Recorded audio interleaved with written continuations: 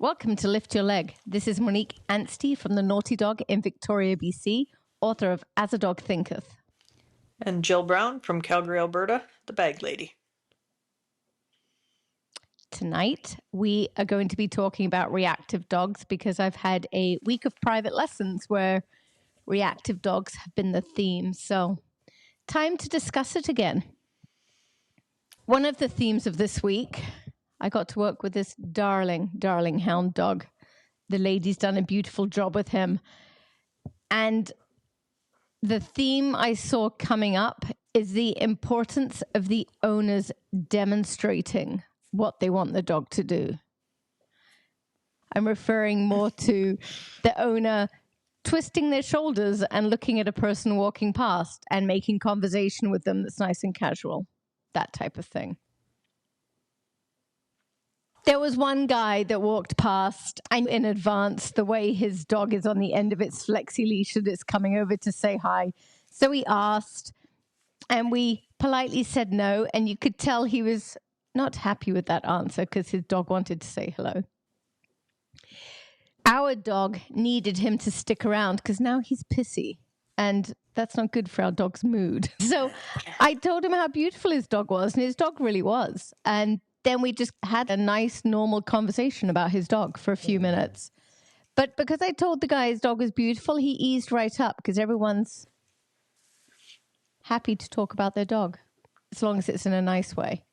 And then I think it just easy tension. During that conversation, our dog completely eased up and chilled. And I think that's the important last stage, is engage everyone in a comment or two or a conversation if your dog needs a little bit longer to chill, just so they can realize that you're not scared of this person. And through the process of doing this, we are demonstrating to our dogs how we want them to behave. But we're also showing our dogs that we can control other people and we can control the moods of other people. We can make people go away. We can make people stay and be happy. Dogs, dogs that are lacking the confidence need to know that we've got shit covered. Yeah. And when you're at this stage, this guy was pissy because we wouldn't let his dog say hi. And then he left totally fine. And our dog saw that we were able to do that to him. Or other people, we can make them go away. Our dogs that are lacking confidence need to see that we have this ability to control others and that we've got shit covered. They don't have to. They don't have to. We've got it. Yeah. And that we're totally comfortable in this process. It's just a normal daily interaction for us. In this nice, normal daily interaction with somebody with a dog that you don't want to let your dog engage with, how do you come up with a nice way to say to that person, not every dog and not every person wants to meet your dog, without it sounding pissy? I don't. I have found that there's something raw and genuine with being honest. And you can say, oh, you don't want to say hi to him, he's an asshole. Something like that. So I've make a joke about my dog now, and it eases a lot of people up. In the case with this one guy, we didn't. We just said, no, not right now, thank you. And that was why he was pissy. But I find normally if I make a joke and call my dog an ass, people laugh. I usually do that too, but I'm getting to the point where I'm feeling bad about always blaming my dog when really your dog shouldn't have to interact with every dog or every person out there. I know. But people don't get it. They're not going to get it until they end up with that dog. Then they understand it. You're drinking wine tonight, Julie. It's been a while. Been that kind of day, huh? Don't get me started. Yeah, it's been that kind of a week, really. Yeah, people don't understand about the not saying hi to everyone. But again, like these dogs are on a harness. They refuse to walk if they can't say hi to your dog. Yeah. And that's what they have been taught, that every other dog is more important than their owner. You must go say hi. You must go say hi. And a 7 or 8 pound dog that the owner can't continue their walk with when they decide they want to see your dog. I'm like, just go. Just keep walking. Go. Right now. It's like no one's going to judge you.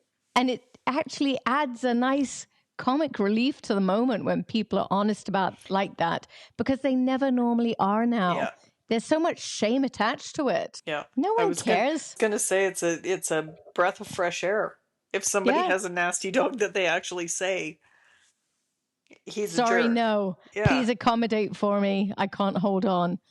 That's fine. I much prefer the honesty. I really do.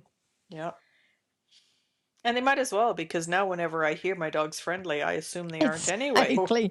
So it's no different. My dog is friendly my dog's a dick, but I'm not yet willing to admit it. Yeah. So you better be doubly careful, because I might let him off leash at any moment. Yeah. Hoping that he will be nice to yours. And dogs aside, in my job as a letter carrier, I can't tell you how many times it's gone from my dog's friendly to, oh my God, he's never done that before. Seriously. And that's what I tell people now. I'm like, yeah, he is until he's never done that before. God. Oh, dear. So my dogs of this week were all dogs lacking confidence, which are the ones I want to work with. I love working with those dogs. So they're lacking confidence for whatever reason. They may have had bad experiences. They may have had no experiences. Who knows? And the one I'm thinking of right now, as we were walking along, at the beginning of the walk, he came with a halter on. And I said to her, we may need to change that depending on how his confidence is as we get going. So his leash manners were lovely. He was a superstar for his entire lesson, of course. Isn't that the way it works? Mm-hmm. We need to work on his social skills with other dogs, because he's definitely uncomfortable, but he is minding his manners. So the next step for this dog is he needs to start walking with my dogs on and off leash. That's the next piece. But as the walk continued, because we're in a residential neighborhood, so as relaxing as it can be, because we would avoid people, avoid dogs, like head to more of the park-like area, it's still an hour in a residential neighborhood. And you could see the time start to wear down on this dog and his enjoyment leave. Mm-hmm. So we took off his halter. And what I was going off was his mouth was clenched, and I want to see him have a loose jaw. He doesn't have to be panting, but his teeth shouldn't be clenched closed. So we took off his halter, and he opened up his mouth, and he started dancing around. This dog was so sweet. Such a darling, darling, darling dog. Halties are, I guess they have their place in dogs that are really pulling, and people that can't physically do anything about that. But I do find that they make dogs sad. They do. It's covering their weapon. If you have a dog that is feeling quite defensive, you are taking their only weapon away by putting a halter on them, which makes them even more defensive. However, if you have an aggressive dog, I love the fact that you can control your dog's head with it. And with a true halter, it closes their mouth as well. So they can't get a full bite of another dog. This will actually close their mouth if they're pulling against it. Yeah. There are advantages to halters, but on dogs lacking confidence, they are not my tool of choice. I actually rarely use them nowadays, but they certainly do have a time and place. When did I last use one? It was on a German Shepherd I had here who I didn't trust putting with other dogs. And I put a halter on their head with a zap strap so their mouth couldn't open fully. A much softer version of a muzzle, if you will. Okay.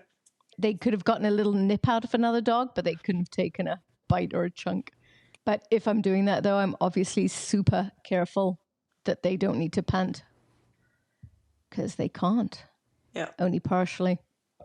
So you must always, and even using a Halti on walks, I'm aware of that now because the new ones don't let them open their mouth as much as they used to. Yeah. So their panting ability is diminished wearing a Halti. And even just dogs that pull a lot, if they're still pulling with a Halti on, and some of them will, Yep. their breathing is, their panting is going to be diminished. So it is something to be mindful of. So the other thing we did with this dog, lacking confidence again, this sweet soul, was gave him more freedom. So she had him walking beside her, and we gave him leash and let him out ahead. And if he had been naughty out ahead, he would have lost some of that, but he was super.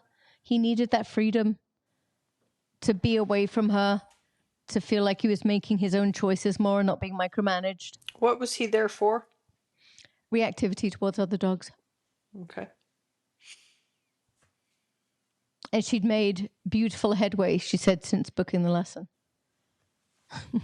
Murphy snort. But she also said, though, since booking the lesson, she's been taking some risks. So rather than avoiding dogs, she's been walking in a straight line past them. That shows confidence. Yeah. So that's part of the improvement. So she was taking risks knowing that she had this lesson coming and that she could get the answers. But the risk that she took gave her a newfound confidence, I would say, that he then fed off and acted accordingly. Yep. So well done to her. Which then increases her confidence because her dog has succeeded, and it's just a self-fulfilling prophecy in the right direction, not the wrong direction, which normally happens. What other privates did I do this week? I did a private with Sketchy Board and Train, my German Shepherd that's gone home. And he's unbelievable. It was a super lesson. They've had him for over a week at home, and this is the first time we've gotten to meet because I had company here. And he was off leash in this neighborhood, just chill, happy, enjoying his time. Nice. It was amazing. I was so happy. It was wonderful. Now he's the extreme because I think German Shepherds are so incredibly retrainable. Okay. Not always. It depends on the shepherd, but even then, I think shepherds are so retrainable. And this guy was with me for so long because they were on vacation that it had impact. Yeah. I had the time. But yeah, he's a completely different dog. He's so happy. He's so relaxed. He's cheeky. He's naughty. He's everything a young boy German Shepherd should be now. Nice. And now it's a matter of them holding on to that success. And I'm hoping with him being in day school, that will help them maintain his results with him. Good. The other dog you had this week that knocked you down, was that a reactive dog or was he there for other reasons? No, he's supposed to just be a nice pet dog that needs training. Okay. And he's not a nice pet dog that needs training. He needs training. Yes.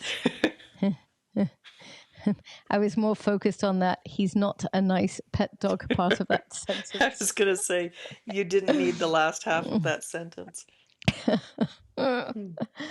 Oh, dear. It falls into the category of what people put up with because they don't know better. We talked about this last week with Presence, about Presence is just putting a line in the sand and not letting the dog cross it. And you may not know the solution, but you're just going to keep going until you find one. Yeah. That was my Tuesday. I did not know the solution to this problem, but I kept going till I found one. And I can say that we're now on Friday, and I still hurt. On Tuesday, I got taken out by a dog. My back was to him. I wasn't expecting it. And he just ran from behind and took me out. So I couldn't get my balance or anything. I had no idea he was coming.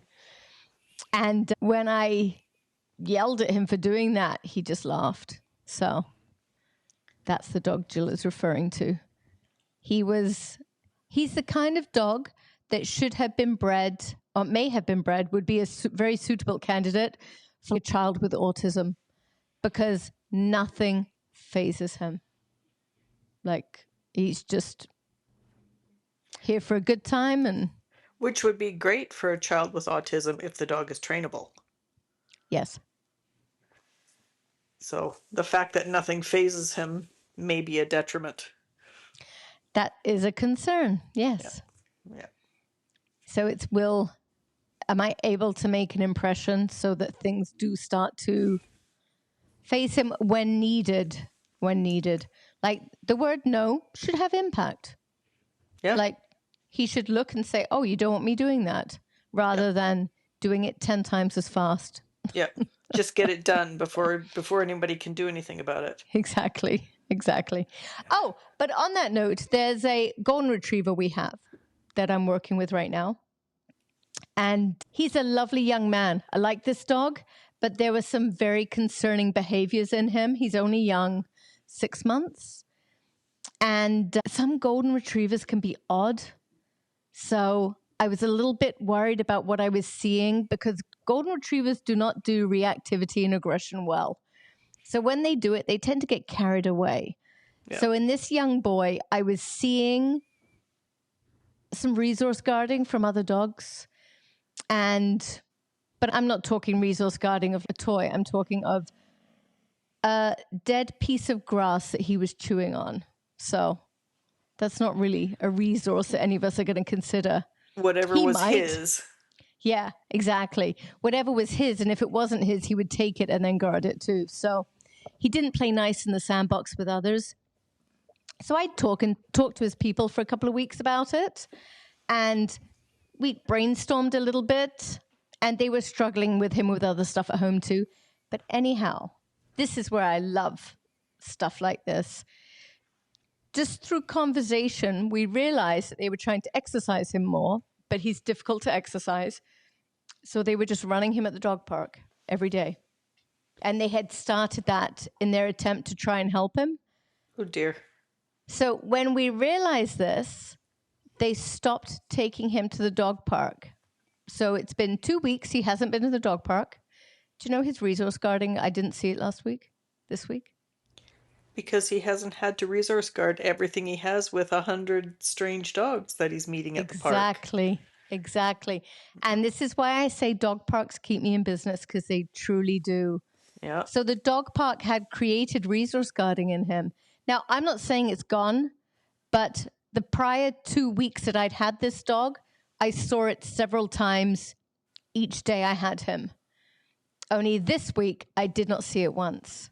So it's definitely substantially improved. So I may see it again. But this Tuesday, he was lovely, like really nice, like a very different dog. It's funny that, hey? Makes a big difference the dogs you're around as well. Like you're at a dog Yeah, park with a bunch of strange dogs that when I drive heathens.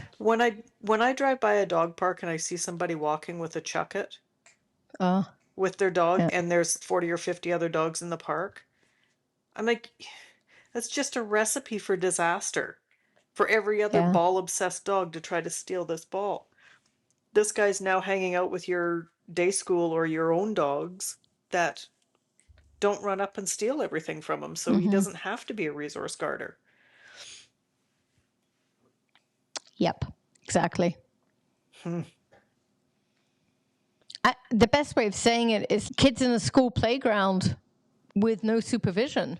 Yep. And then you stick one prized toy in the middle Yep. and let them all go for it. And that's what's happening at the dog park where someone walks in there with a chucket. Yep. There's one toy that every dog there wants, and who's going to get it? Yep. And that's probably what had happened to him somewhat. Not necessarily with the chucket, but he had something that kept getting taken away from him, and it wasn't being supervised. It's a very good way to create resource guarding. Yep. Yeah. Yet another reason to avoid dog parks, except, like you said, they keep you in business. I haven't had a reactive dog for a while, touch wood. But I think I'm at that stage of life now that I won't hopefully have one again, because I know enough. You probably won't unless you get one that's just wired wrong. True. Like ones that I was thinking about that today. about the difference, because somebody at work said to me, bad dogs are always the owner's fault. There are no bad dogs. And I said to her, I can 100% disagree with you on that one. I agree. And I was talking about one of my own puppies. And I said Yep. there was absolutely no reason for this dog to turn out the way she did other than genetics. So when you have bad temperament, there's a lot of the times there's nothing you can do about that other than manage it. If you have bad behavior, then you can jump on that, which is what I'm saying. You'll probably never have another reactive dog unless it's a genetic thing. You might have a dog with bad behavior that you can fix. But when it's hardwired in there, I don't think you can fix that. You can just manage that. I don't know how to answer this because I don't know of all the puppies I've worked with what a genetic and what a temperament, or what a behavior and what a temperament. And you won't, because so many of the ones you get are rescues, so they may have had a shit experience in their young puppy life. Yeah, exactly. So they probably are all learned behavior. Yeah. And if I think of my dogs that I do know that are genetic, autistic dogs come to mind, and there's been several of those through the years. Yeah.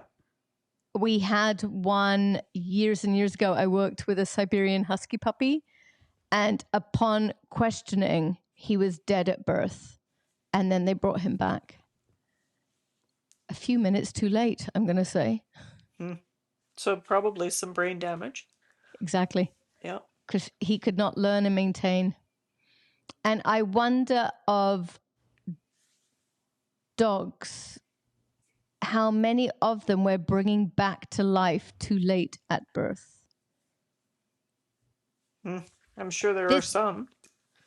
This was once a fabulous conversation in Italy. It actually was in Germany with an Italian who was a professional stripper.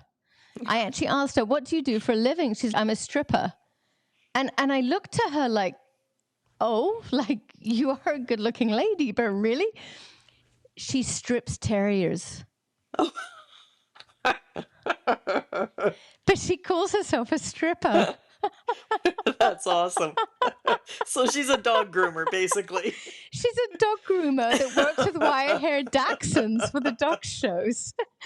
But so she strips dogs for a living. That's hilarious. But it was one of those moments where it was completely lost between language. Anyhow. Imagine if she hadn't been an attractive woman and you had given her a totally different response. Are you kidding? How? How? How do you pay your rent? My God. What kind of tips do you get? Oh, dear. Oh, this woman was so wonderful. that's funny.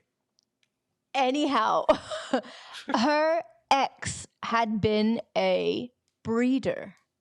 And we're talking old Italian type terrier person now. And so the gist of this conversation was, how much have we ruined dogs today by saving all those puppies that should never have been saved? I don't know that that's a huge number. Often puppies are born blue and it takes rubbing them to get them breathing again. Mm-hmm. I don't think that that's doing a lot of damage. I don't know that it would be interesting to know numbers of how many dogs really took 10 minutes of working to get them back, and how they ended up as adults. But I also think unless you're a pretty cold person, if you have a puppy that's born blue, you're going to try to save it. The gist of the conversation was actually a little bit more sexist than this. He was saying that women getting into dogs had ruined dogs because women saved them all, whereas a man wouldn't. And when we look at these dogs coming back from let's say, Greece or wherever else that are missing like half their jaw, their nose is gone, they have to have reconstructive surgery, they've got one leg. Yeah, he might have a point. Yeah, I agree. Some of these, like, some of the Our reels that bleeding hearts. come up, like, I don't even know the name of this one, but it's a dog that's missing, I think, its entire upper jaw. Yep, I've seen And that. it's a like a TikTok or a reel. It's a famous Facebook video dog, and I see it, Yeah, and I have to move on because it freaks me out. yeah. And granted, that dog seems super happy, so good on you. But and it's That not being. 50,000 could have saved a lot of other dogs. It could have. Yeah. I don't know. We could get into a whole discussion about spending money in rescue and what's okay and what's overboard. I read something this morning that I wrote in 2019. And it was, at the time, it was the BCSPCA was having they'd invited people in to give them input in what direction they should be going in the next 5 years. Mm-hmm. And I attended that meeting with several other wonderful women, Angela and Anne. And we gave some very good input. At least we thought it was very good. I'm not sure it was received as very good input, but we thought we were very clever. And one of the things we said as where we wanted the direction of the BCSPCA to go was to have more kindness to people. Yeah. And what we meant by that was that was our theme for everything actually in all of this.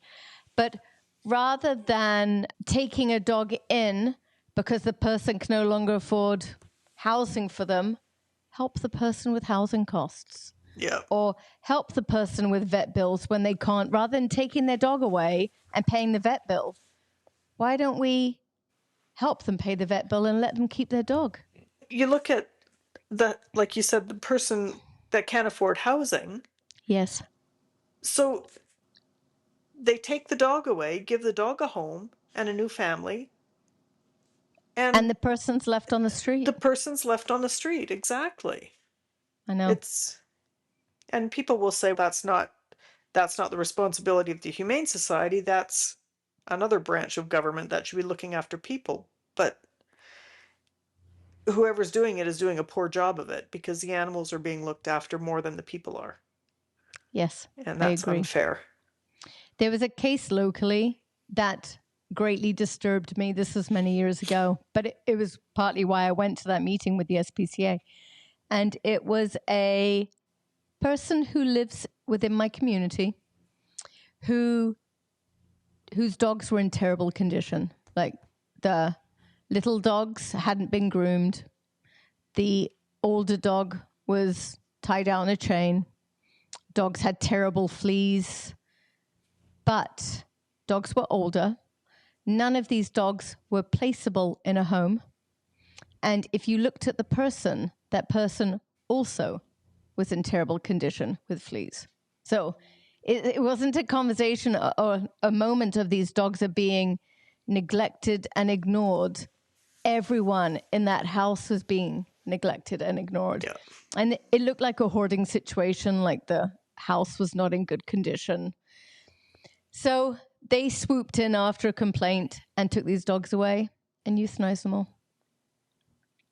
And I was talking to the owner. So we're talking like an elderly man who was sobbing because they took his dogs away. Like, to me, that's just so wrong. And as I'm listening to this poor guy, my heart's breaking for him, and I'm stepping a foot backwards because I don't want a flea on me. Yeah. Don't want that. Like, it's clear that everyone was struggling the same. And the dog that was tied out in a chain, he'd gotten his second hand from a relative. Dog was biting people, so he took it to let it have its final years. And dog was happy. Dog knew no different. Yeah. Like it was a dog that can't be placed and was living its life and was happy living its life. Like, that's all it knew. And why not swoop in and take these dogs and groom them and get them flea treatment. There And was give them back. there was other stuff wrong. Exactly. That was my argument. Yeah. They should have swooped in, shaved these dogs down, defleed them, and said, here you go, sir. Here's a number that could help you clean up your house. Yeah. That's the humane thing to do. Yeah. But to take these dogs that are then non-rehomable anyway, and they just get euthanized, these dogs were happy. Yeah. Were happy. Itchy, maybe, but happy. So that was what brought this on. Like, I think some of our rescue organizations, and some, not all, because there's certainly some that do have compassion for people, but we need to start focusing back on the people element in all of this and having compassion for people, not only for animals, because I think we've gotten blinded and a bit crazy. Yep. I agree. Yeah. And as I look around, like in Victoria where I live, the cost of a like 600 square foot bachelor suite apartment here is going to be like $2,000, $2,200. Something that's decent to live in, you're looking at a 1-bedroom apartment, if we're calling that decent. You're probably at about $2,500 here to live. So when you're looking at rent at those types of prices, unless you have a big fat savings account, we're all just one divorce away from being in a very, very bad situation. Yep. Can you imagine having to pay like $2,700 a month for rent, Jill, to live in an apartment? With dogs? Hell no. With your 2 dogs? And to live in a house, I think here you're probably looking at $3,500 to $5,000 to get a house here. Just an average house to rent there. Yes. Yeah. And that's not feasible. So where would I go with all of my dogs? Good Lord. Not here. Just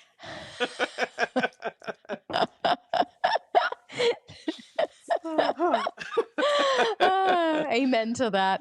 And that's why we're not allowed to make fun of my husband anymore. But it's super scary when you think of things like that. Like how quickly things can change. Yeah, everyone living in Victoria is in the same precarious situation. We're all just one divorce away unless you have a big fat savings account. I honestly don't know how Victoria has a full population. I don't know how people can afford to live there.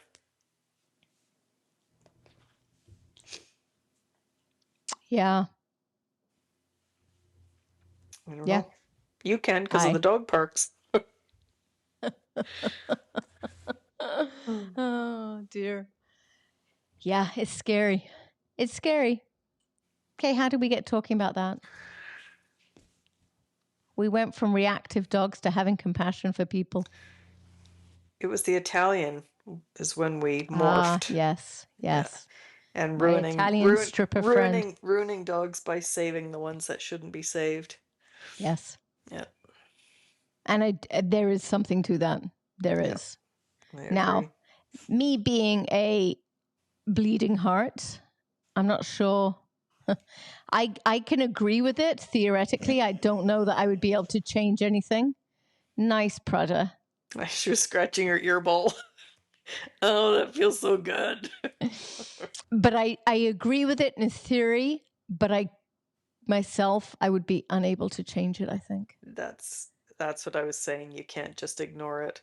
When I had my litter puppies years ago, I remember going into it thinking the only thing that matters here is Punch.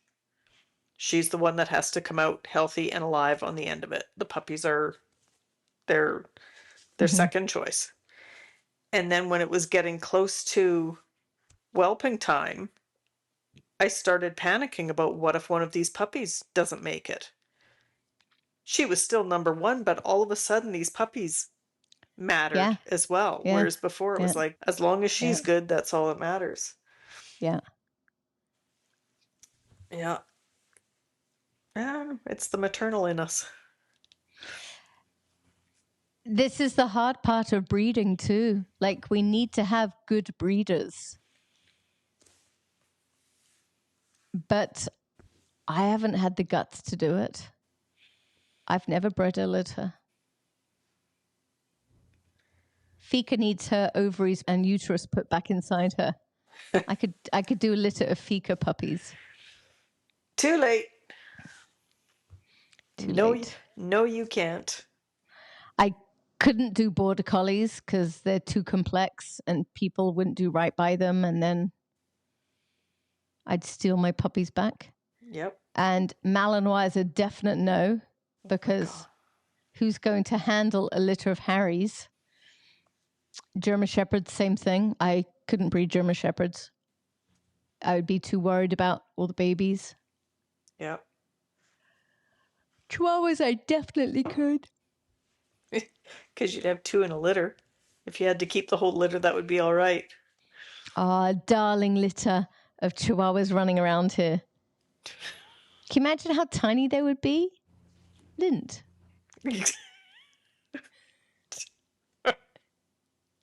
They're like the little hairballs when you have them vacuumed. There goes a Mo baby rolling along the carpet. This morning or today, Brian took Johnny on a 2-hour walk, and he carried Mo for the entire 2 hours.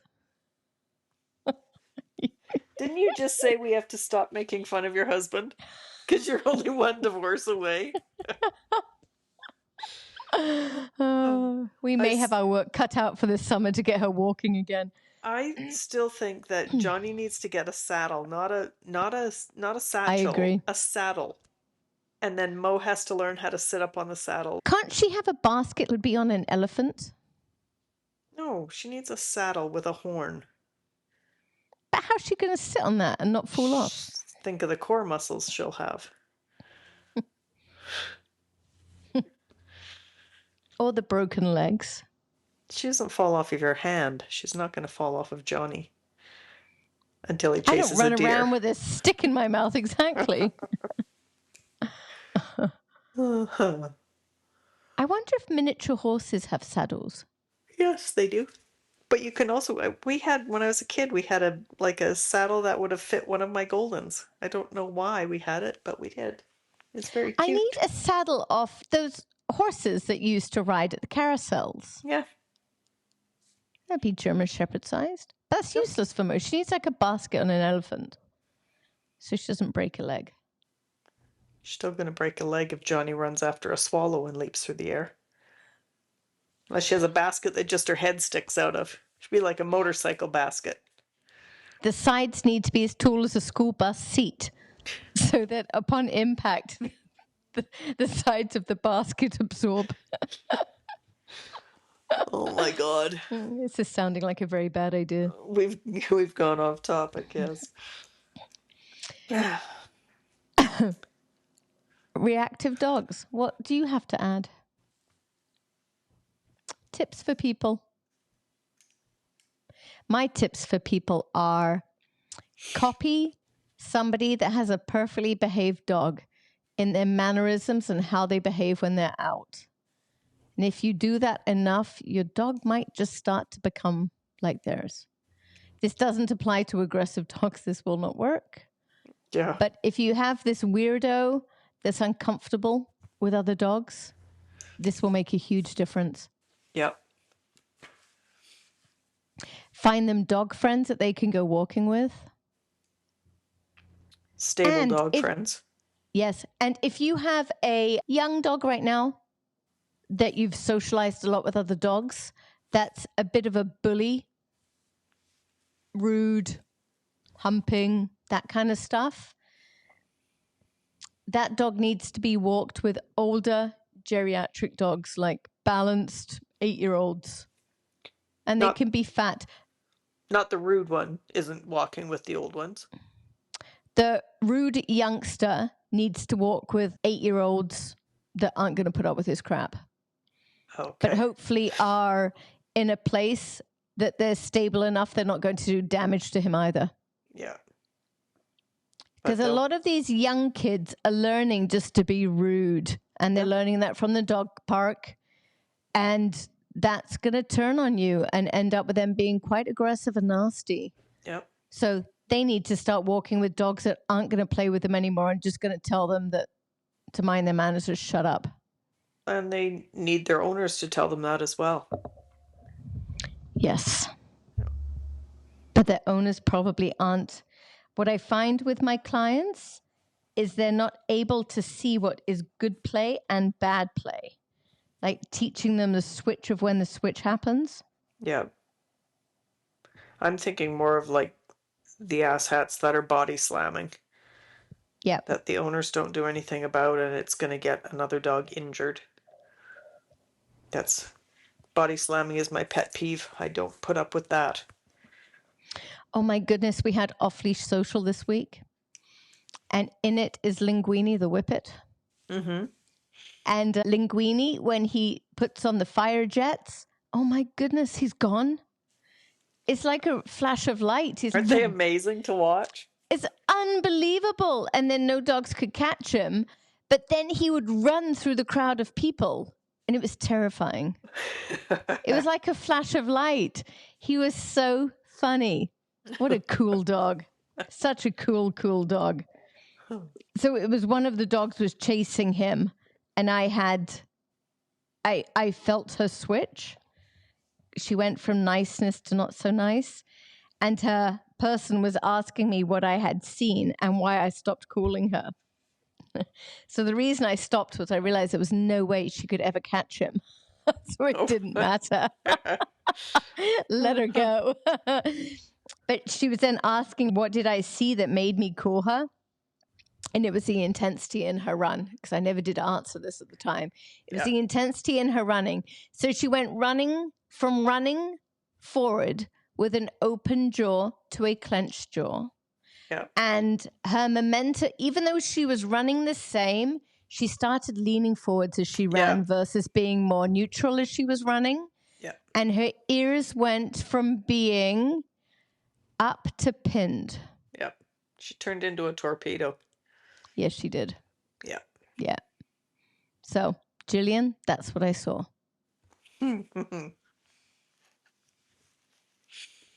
I was taking notice this morning when I was walking my dogs, because where I walk them is through a wooded area.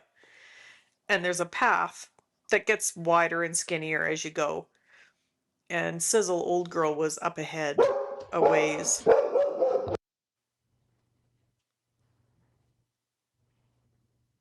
As he stopped. Sizzle was up ahead a ways and had stopped to sniff at something or eat grass or whatever. Prada was behind me, and when she started running to catch up, no, Sizzle hadn't stopped yet. She was still running. And as Prada got closer to her, Sizzle put the brakes on to stop and check something out. And my first thought was, uh-oh. But they know that they're not allowed to body slam, and Prada immediately put on the brakes and just did a sidestep left to go around her without running into her. Cool. I don't know if I've ever had to get after her for it. I might just be lucky with her, but it's something that I do put the kibosh on. So I just don't want injured dogs, especially by one of my other dogs. Body slamming is not allowed at my place. I expect them to be very mindful of it. Yeah. And Harry today was doing something silly. I can't remember where we were or what we were doing, but he ran towards me and then realized everyone was with me. And he did this magnificent leap over all the dogs and landed on the other side. Yeah. And that's what I expect. You don't get to just slam in and knock him over. Exactly. You either Not avoid, allowed. You go around or go over something. Where I live right now has cougar issues. I lost another sheep to a cougar at a different place. And my dogs today have been so on edge. Oh. Like Fika started losing it, barking away from me.